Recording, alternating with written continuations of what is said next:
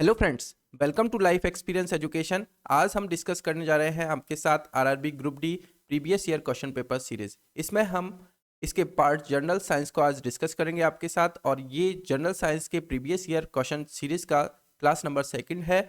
और ये जो क्वेश्चन पेपर है आरआरबी ग्रुप डी 27 सितंबर 2018 का शिफ्ट सेकंड का ये क्वेश्चन पेपर है। मिशन हमारा है रेलवे पार। और साथ ही में बात करें इसका पार्ट फर्स्ट आज हम डिस्कस करेंगे, यानी कि जनरल साइंस। और ये 4 पार्ट में है। Total syllabus RRB group D का और टोटल जो क्वेश्चन है 100 मार्क्स का है। आइए तो स्टार्ट करते हैं बिना किसी देरी के क्वेश्चन नंबर फर्स्ट के साथ। Ram swim in 75 metre long pool. He covers 150 metre in 1 minute by swimming from one end to another and back along the same straight path. Find his average speed। यानी कि जो पुल की लंबाई दी गई है 75 metre और वह 1 मिनट में एक छोर से दूसरे छोर तक तैर कर जाता है, उसकी औसत गति आपको बताना है। तो औसत जो गति होती है, एवरेज इस जो स्पीड होती है, एवरेज स्पीड बस टू क्या होगा, जो टोटल डिस्टेंस कवर करेगा, total distance upon total time. तो टोटल डिस्टेंस हो जाएगी इसमें 150 मीटर और टोटल टाइम 1 मिनट यानी कि 60 सेकेंड। यानी कि ये तो आ जाएगा 0.5 2.5 मीटर पर सेकेंड। तो ए इसका हो जाएगा करेक्ट आंसर। ए हो जाएगा करेक्ट आंसर। नेक्स्ट क्वेश्चन है, सेकेंड भी सेम क्वेश्चन है। इसमें टोटल डिस्टेंस दी गई है 176 मीटर और टोटल टाइम दिया गया है 1 मिनट यानी कि 60 सेकेंड। तो यहाँ से आप इजीली कैलकुलेट कर सकते हैं। 2 पॉइंट यहाँ से कितना आ जाएगा 2.93 मीटर पर सेकेंड यहाँ से आ जाएगा। तो थर्ड इसका हो जाएगा correct answer. Question number third की तरफ चलते हैं। When a constant force act an object with a mass of 7 kg for a duration 3 seconds, it increase the object velocity from 3 meter per second to 8 meter per second. What is the magnitude of the applied force? यानी कि जब एक निरंतर बल तीन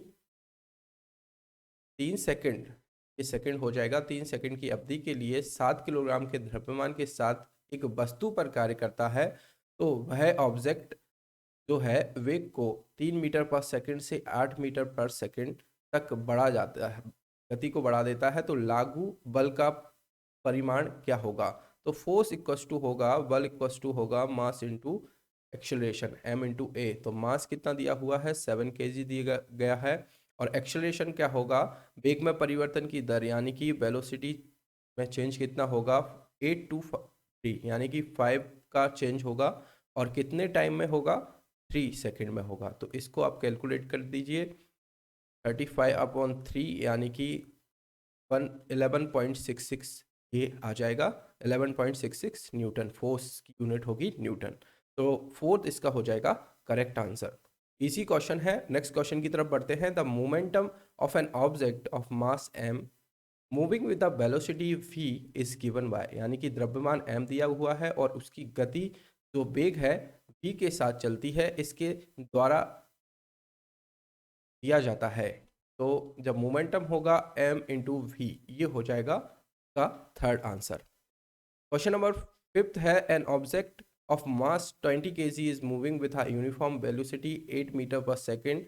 The kinetic energy posed by the object is, यानी कि द्रव्यमान दिया हुआ है 20 किलोग्राम का और उस पर वस्तु 8 मीटर पर सेकंड के एक समान वेग के साथ घूम रही है। वस्तु के पास गतिज ऊर्जा है। तो गतिज ऊर्जा आपको पता है, काइनेटिक एनर्जी जो है वो होता है हाफ mv²। हाफ mv² यानी कि हाफ द्रव्यमान यानी कि मास दिया हुआ है 20 kg और वेलोसिटी दी है 8 मीटर पर सेकेंड यानी कि 8 इंटू 8, 8 स्क्वायर है तो 8 इंटू 8 हो जाएगा। तो ये हो जाएगा कितना 640, यानी कि जो एनर्जी होगी उसकी यूनिट होगी जूल, तो 640 जूल यानी कि सेकेंड इसका हो जाएगा करेक्ट आंसर। नेक्स्ट है, when an arrow is released from its वो its energy is transform from. यानी कि जब कोई तीर अपने धनुष से छोड़ा जाता है तो उसकी ऊर्जा किस से बदलती है? तो जो ऊर्जा होती है पोटेंशियल एनर्जी से काइनेटिक एनर्जी में परिवर्तित होती है, यानी कि जो स्थितिज ऊर्जा होगी उसको ही संभावित ऊर्जा भी कहा जाता है। गतिज ऊर्जा को संभावित ऊर्जा में परिवर्तित करेगी, यानी कि potential energy to kinetic energy, यानी कि स्थितिज ऊर्जा से गतिज ऊर्जा में परिवर्तित होगी। तो सेकंड इसका हो जाएगा करेक्ट आंसर। क्वेश्चन नंबर 7 है, if a bulb use energy of 100 joule and remains on for 20 second then the power consumed by the bulb is, यानी कि यदि कोई बल्ब 100 जूल की ऊर्जा का उपयोग करता है और 20 सेकंड तक ऑन रहता है, तो बल्ब द्वारा खपत की जाने वाली शक्ति क्या है?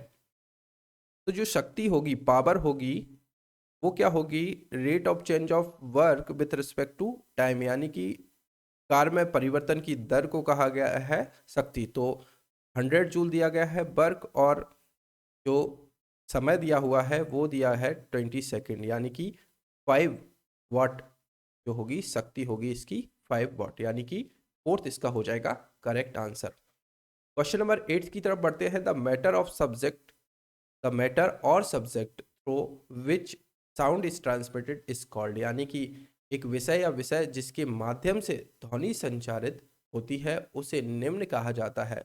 तो जो ट्रांसमिट होती है, कोई भी साउंड ट्रांसमिट होता है, उसके लिए एक मीडियम की आवश्यकता पड़ती है, माध्यम की आवश्यकता पड़ती है, यानी कि फर्स्ट इसका हो जाएगा करेक्ट आंसर।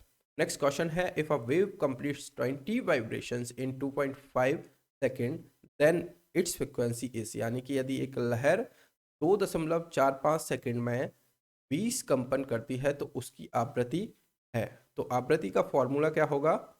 तो फ्रिक्वेंसी को हम डिफाइन करें तो फ्रिक्वेंसी इक्वल टू होगा वाइब्रेशन पर सेकंड, यानी कि एक सेकंड में वो कितना वाइब्रेशन कर रहा है। तो 20 वाइब्रेशन कर रहा है कितने सेकंड में? 2.5 सेकंड में। तो ये लगभग आ जाएगा, अप्रोक्स आ जाएगा 8 हर्ट्ज, यानी कि फर्स्ट इसका हो जाएगा करेक्ट आंसर। फर्स्ट हो जाएगा करेक्ट आंसर।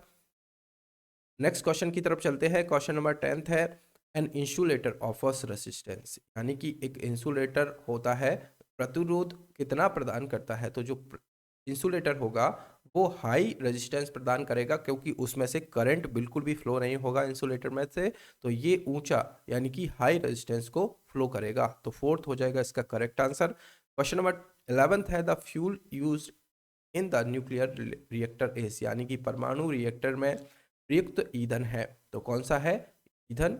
जो है यूरेनियम है, यानी कि फोर्थ इसका हो जाएगा करेक्ट आंसर। क्वेश्चन नंबर 12 है, the change for an object from the liquid state to the gaseous state is known as, यानी कि तरल अवस्था से किसी वस्तु के परिवर्तन गैसीय अवस्था के रूप में जाना जाता है।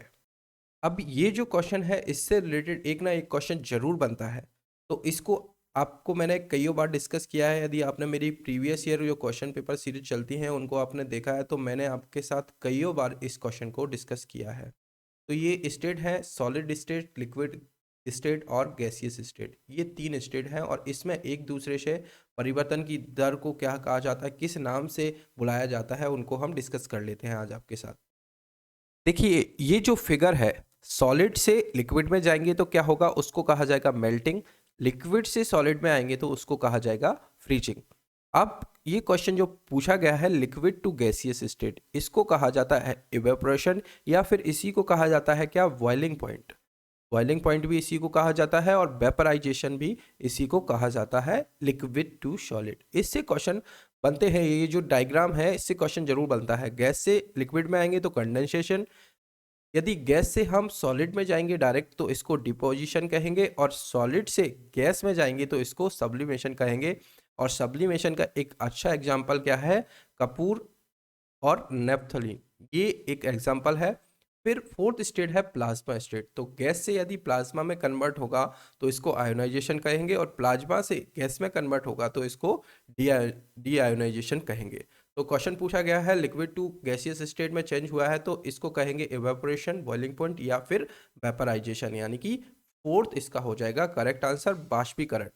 नेक्स्ट क्वेश्चन की तरफ चलते हैं, फोर्थ हो जाएगा करेक्ट आंसर। नेक्स्ट है, dash has the least electron affinity, यानी कि किसमें सबसे कम से कम इलेक्ट्रॉन संबंध है, इलेक्ट्रॉन एफिनिटी आपको बताना है।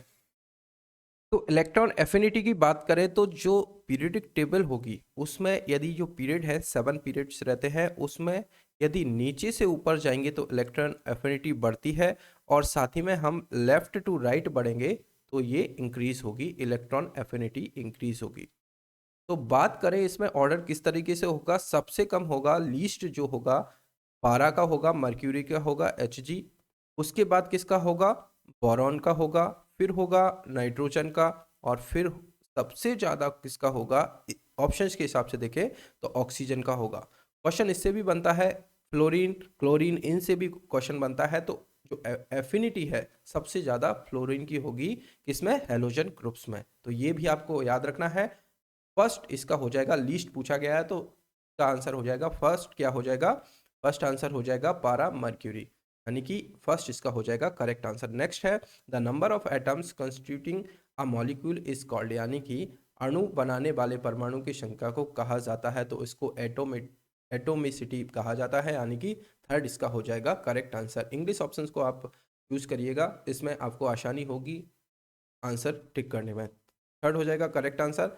नेक्स्ट क्वेश्चन की तरफ बढ़ते हैं। The value of 100 degree Celsius temperature in kelvin is equals to, यानी कि केल्विन में 100 डिग्री सेंटीग्रेड तापमान का मान बराबर होता है। तो मैंने एक और फॉर्मूला बताया है आपको, क्या है वो formula, C/5 equals to F-32/9 equals to क्या होगा, R/4, और इक्वल्स टू वो हो जाएगा K-273/5। इससे आपको किसी भी का रिलेशन निकालना है, किसी के भी साथ, तो आप इजीली निकाल सकते हैं। अब केल्विन में निकालना है सेंटीग्रेड के साथ, तो C/5 इक्वल्स टू K-273/5, ये वाला आप ले लीजिए, 5 से 5 कैंसिल आउट हो जाएगा। C की वैल्यू दी गई है कितनी, 100, तो इसको 100 आप पुट कर दीजिए, और K का वैल्यू आ जाएगा क्या 373 केल्विन।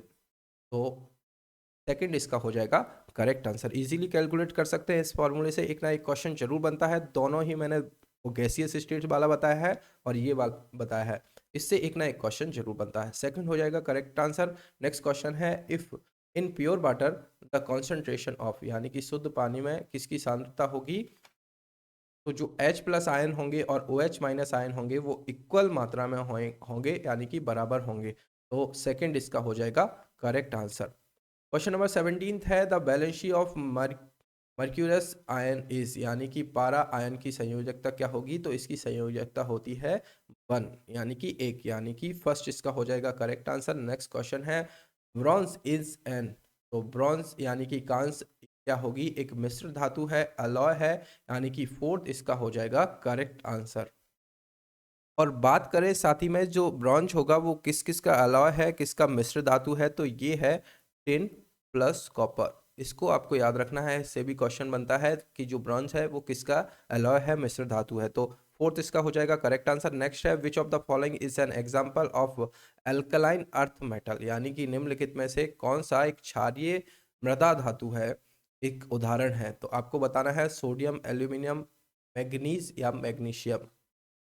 एल्कलाई अर्थ मेटल या फिर बोले क्षारीय मृदा धातु, तो ये ग्रुप सेकंड को रिप्रेजेंट करता है, और इसमें इस किसमें क्या हो जाएंगे, ये जो आपको याद होगा, बेटा मांगे कार स्कूटर बाप राशि, तो ये होंगे एल्कलाइड अर्थ मेटल। तो इसमें आपको ऑप्शंस को चूज करना है, तो करेक्ट आंसर क्या होगा, मैग्नीशियम इसका करेक्ट आंसर हो जाएगा, जो सेकंड प्लेस पर है। फोर्थ हो जाएगा करेक्ट आंसर। नेक्स्ट है, this is the first metalloid in the modern periodic table, यानी कि कौन एक आधुनिक आवर्त सारणी में पहला मेटलॉइड है, तो कौन सा मेटलॉइड है, तो मेटलॉइड है, फर्स्ट मेटलॉइड है बोरॉन, यानी कि थर्ड इसका हो जाएगा करेक्ट आंसर। जो जिगजैग में पाए जाते हैं वो है मेटलॉइड सारे, तो इसमें कौन सा हो जाएगा, बोरोन सबसे पहले होगा, फर्स्ट मेटलॉइड इसको बोला जाता है। इसके इस तरफ सारे होंगे मेटल्स और नॉन मेटल्स, ये left right side non metals होंगे और लेफ्ट साइड क्या होंगे, मेटल्स होंगे। तो ये आपको याद रखना है, और ये हो जाएंगे मेटलॉइड। नेक्स्ट क्वेश्चन की तरफ चलते हैं। The system of scientific naming और नॉमेनक्लेचर वाज बाय, यानी कि वैज्ञानिक नामकरण या नामकरण की प्रणाली द्वारा इसके द्वारा शुरू की गई थी, तो ये कार्ल लिनियस के द्वारा स्टार्ट किया गया था, यानी कि फर्स्ट इसका हो जाएगा करेक्ट आंसर। नेक्स्ट क्वेश्चन है, cells of dash and dash tissues are living cells, यानी कि ऊतक कोशिकाएं और जीवित कोशिकाएं क्या होती हैं, तो ये होती हैं पेरेन्काइमा एंड कोलेनकाइमा, यानी कि पेरेन्काइमा और कोलेनकाइमा होती है, तो सेकंड इसका हो जाएगा करेक्ट आंसर। क्वेश्चन नंबर 23 है, during the dash process heat energy is formed, यानी कि इस प्रक्रिया के दौरान ऊष्मा ऊर्जा बनती है, ऊष्मा ऊर्जा के रूप में निकलती है। तो इस प्रक्रिया को क्या कहा जाएगा, ऑप्शन से देखें तो इसको कहा जाएगा रेस्पिरेशन, यानी कि श्वसन, यानी कि थर्ड इसका हो जाएगा करेक्ट आंसर।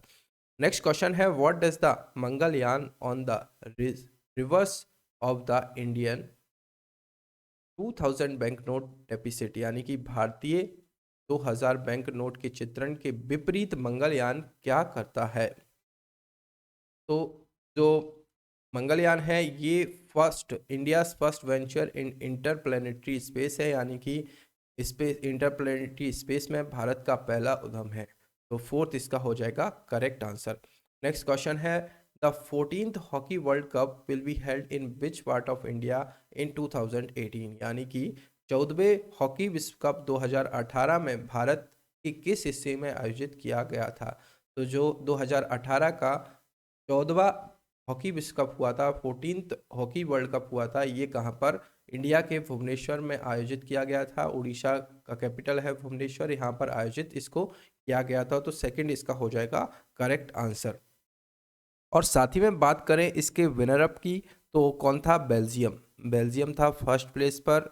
और किसको इसने हराया था, इसने हराया था किसको, नीदरलैंड को। तो रनर अप कौन था, नीदरलैंड रनर अप था। तो ये भी आपको याद रखना है।